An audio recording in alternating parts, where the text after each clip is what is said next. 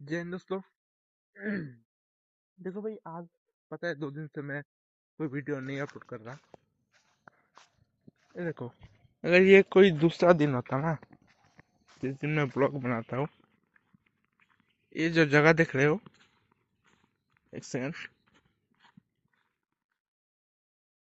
इधर बैठ के भाई रोज सुबह 6 बजे इधर, ये देखो ऐसे बैठ के मैं माइक पे वॉइस ओवर करता था ब्लॉग के लिए।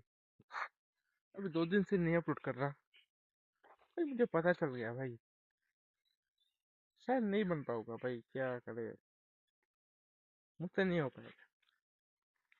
व्यूज नहीं होते भाई, क्या बोल रहे, कुछ तो कर नहीं सकते। चलो, यही था मेरा लास्ट वीडियो। 100 वीडियो तक भी अपलोड नहीं किया। 100 वीडियो अपलोड करने के बाद हुआ था, नहीं छोड़ो भाई, व्यूज ही नहीं होता, मन नहीं करता भाई।